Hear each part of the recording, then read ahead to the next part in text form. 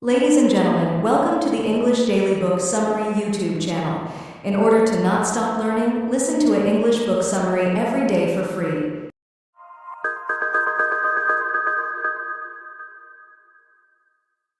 Isra Nasir, Toxic Productivity.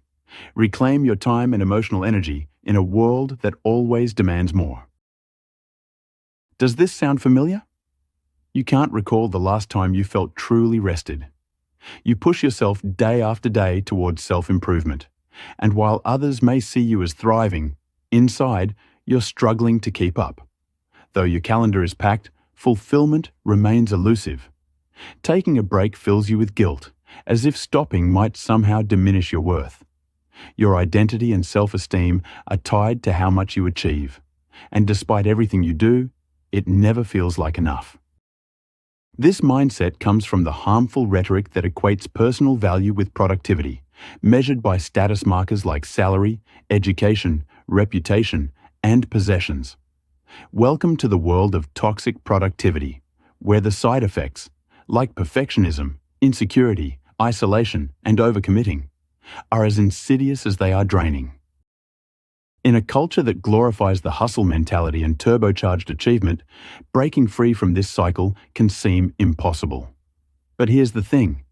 Doing so empowers you to reclaim your right to rest, rediscover your inherent self-worth, and reconnect with your authentic self. But before we can break free, we need to understand what we're up against. In this blink, we'll explore what makes productivity toxic, examine how it shows up in our daily lives, and discover practical ways to build a healthier relationship with achievement. Let's start by understanding exactly what we mean by toxic productivity. What is toxic productivity? Just like a healthy food can become harmful when consumed in excess, productivity turns toxic when it crosses a critical threshold. Productivity, in itself, isn't bad. It can help us achieve meaningful goals and create structure. But when productivity consistently overrides personal needs, it becomes toxic. Think about it. Have you ever skipped meals, turned down social invitations, or ignored exercise to get more done? Maybe you've worked late into the night in the name of professional success or self-improvement.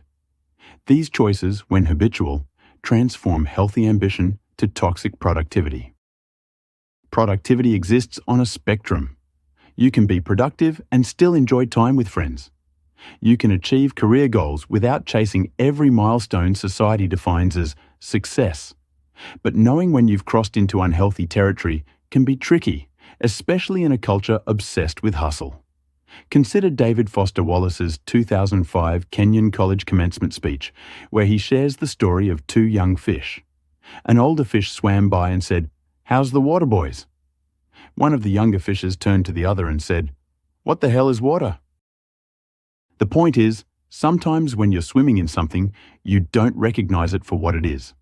And currently, we're immersed in a sea of toxic productivity messaging, from the glorification of grind culture to digital spaces packed with time management hacks like the Pomodoro technique and habit stacking. So, how do you recognize toxic productivity? The warning signs are clear. Comparing your productivity to others, triggering feelings of guilt or shame. Another red flag is sacrificing sleep and meals in the name of getting more done.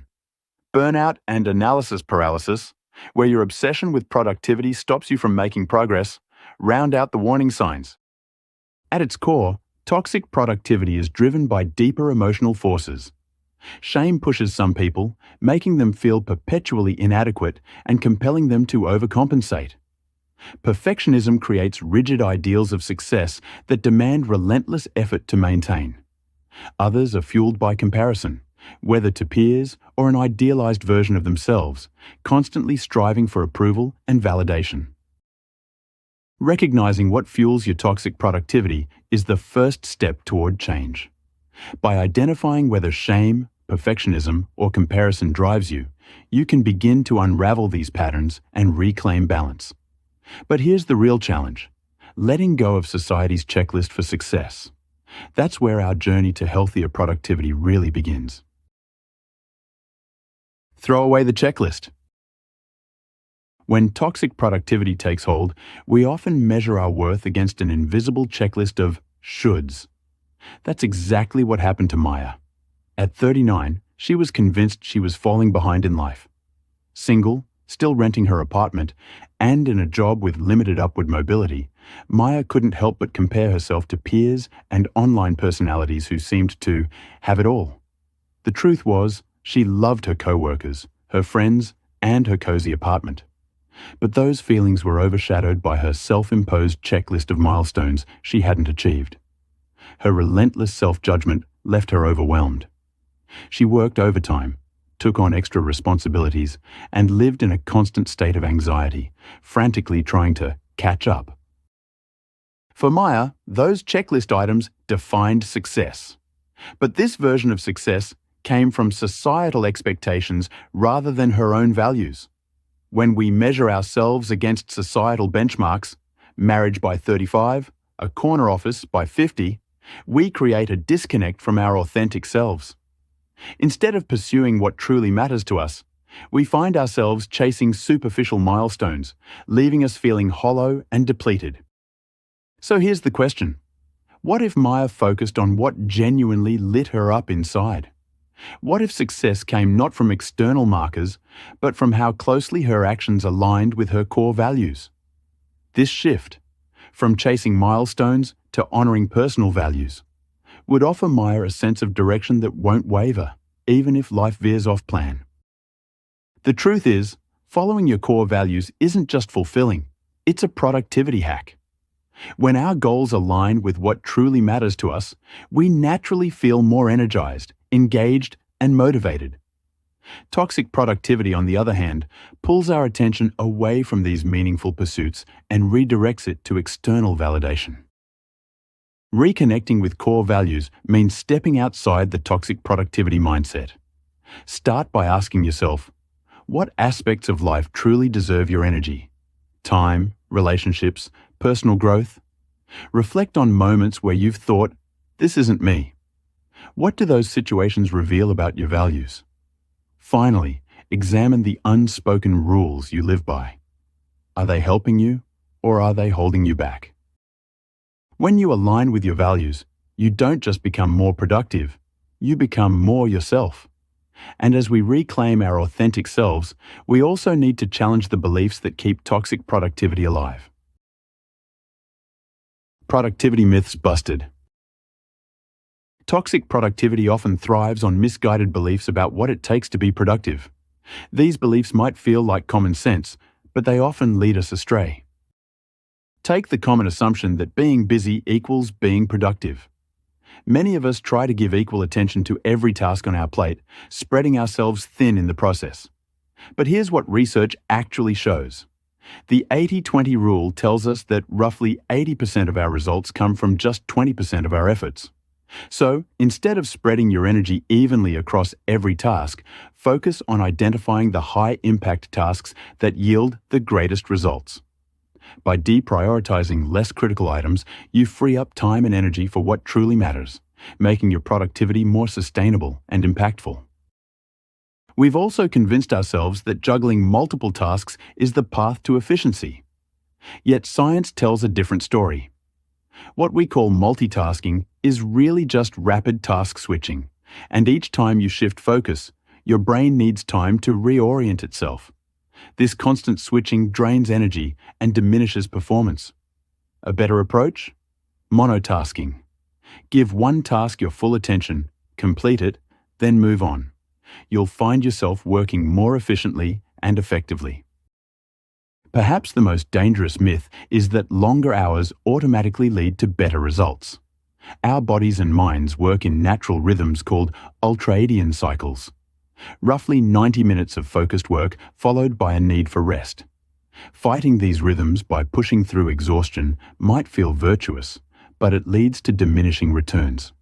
Instead, work in short, concentrated bursts, punctuated by breaks to recharge.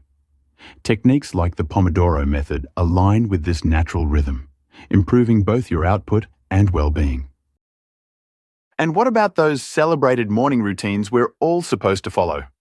While CEOs glorify their 4 a.m. wake-ups, Complete with protein shakes and meditation, this one-size-fits-all approach ignores our natural differences. Our individual circadian rhythms vary. Some of us are morning larks, others night owls. The key is to align your work schedule with your natural energy peaks, working with your body rather than against it. Do any of these myths resonate with you? Have your productivity routines become habits that no longer serve you? Ask yourself, where did these beliefs come from? What would happen if you rethought them? Sometimes the most productive thing we can do is challenge what we think we know about productivity itself. And as we challenge these beliefs, we begin to see how toxic productivity shows up in unexpected places, far beyond the obvious signs of overwork. Toxic productivity appears in many forms. Toxic productivity isn't just about working long hours and answering emails at midnight. It can sneak into our lives in subtler, more insidious ways. Even if you're not chasing the corporate ladder, you might still be caught in the toxic productivity trap. Consider how it shows up in self-care. The booming wellness industry often promotes optimization rather than true rest. Self-care, once about nurturing and recharging, is now marketed as a way to constantly improve ourselves, our appearance, mental health, or fitness. Those green smoothies, elaborate skincare routines, and rigid gym schedules. They can transform from genuine care into just another set of performance metrics. When you feel ashamed for skipping a workout or treat self-care as another task to master, it might be less about care and more about toxic productivity in disguise. Even personal development can become a breeding ground for these patterns. While wanting to grow is healthy, it can quickly turn from curiosity into relentless striving. You might find yourself listening to endless self-improvement podcasts, collecting self-help books you never read, overcommitting to workshops, or even trying to be the perfect therapy patient. This mindset strips away the joy of exploration, replacing it with an endless chase to becoming better in some vague, unreachable way. True growth includes something vital we often forget: self-acceptance and embracing who you are now. Then there's the trap of chronic busyness. When was the last time you had a truly empty moment in your day? This constant activity often masquerades as productivity, but can simply be a way to avoid stillness. Whether it's filling every moment with errands, overscheduling social events, or obsessively staying productive at home, this perpetual motion robs us of the peace that comes from simply being. At its core, toxic productivity often serves as a misguided attempt to meet deeper emotional needs. If you've learned to equate worthiness with achievement, productivity becomes a kind of emotional currency. If I achieve enough, I'll be loved or secure. This belief makes it nearly impossible to set boundaries, say no, or find true satisfaction in accomplishments. Instead of fulfilling these needs, it leaves you drained, disconnected, and forever chasing approval. While toxic productivity wears many masks, seeing through these disguises is our first step toward freedom. Beyond the hustle lies something more valuable: the possibility of true care, authentic growth, and genuine fulfillment.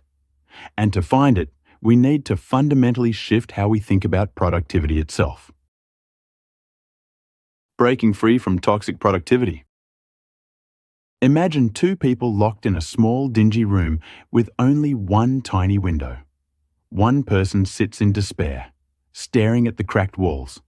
The other stands by the window, gazing at the sky beyond. Both share the same space, yet see entirely different worlds. This difference, between scarcity and abundance thinking, holds the key to breaking free from toxic productivity. Scarcity thinking tells us there's never enough time, opportunities, or success. It keeps our bodies locked in fight or flight mode, designed for emergencies but now running continuously. We skip meals to finish projects, answer emails late into the night, and treat rest as a luxury we can't afford. The result? Our bodies and minds reach a breaking point, leaving us exhausted, anxious, and less effective at the very things we're trying to accomplish. The path forward starts with understanding that rest isn't a reward for productivity. It's essential for it. Research reveals that true restoration comes in 6 distinct forms, each nourishing a different part of ourselves. It begins with creative rest, those moments when we step away from problem solving to simply absorb beauty. Whether through a wandering walk in nature or a quiet hour in an art gallery. This naturally flows into mental rest, where we quiet the constant chatter of our minds through journaling or setting gentle boundaries around our work hours. Our bodies too cry out for physical rest, but not just through sleep. Sometimes it's a rejuvenating afternoon nap, other times a slow, mindful yoga session that helps us reconnect with ourselves. And as we restore our physical energy, we often discover our need for deeper, emotional rest. Those precious moments when we can simply be ourselves without any professional facade. This emotional restoration often comes through social rest, spending time with those rare friends who leave us feeling lighter, more energized, more ourselves. Finally, in our overstimulating world, we need sensory rest, creating pockets of quiet, dimming harsh lights, or enjoying screen-free evenings that let our senses truly recover. Making this shift starts with small, deliberate changes. Notice which type of rest you're craving most. If you're feeling creatively empty, perhaps it's time for that museum membership. When your mind races with worry, maybe a journal needs to become your new companion. Let your body guide you toward the rest it needs most. Instead of seeing these moments as unproductive, treat them as investments in your most valuable resource, yourself. Create rituals that protect your rest as fiercely as you guard your most important meetings. The ultimate paradox of toxic productivity is that by denying ourselves rest, we undermine our capacity to do meaningful work. Real productivity isn't about pushing harder. It's about creating a rhythm that honors both our drive to achieve and our need to replenish. By embracing this balanced approach, we reclaim our right to thrive rather than just survive.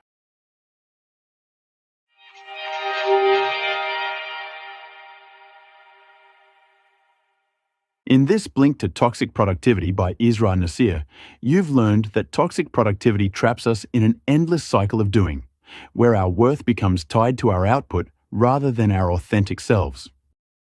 Breaking free starts with recognizing how this mindset shows up in unexpected places, from our morning routines to our self-care practices. True productivity isn't about constant motion, but about finding balance through different forms of rest and recovery. By shifting from scarcity to abundance thinking, we can move beyond the relentless pressure to achieve and create a more sustainable, fulfilling relationship with productivity. The path forward lies not in doing more, but in doing what matters while honoring our need for restoration. Okay, that's it for this Blink. We hope you enjoyed it. If you can, please take the time to leave us a rating. We always appreciate your feedback. See you soon.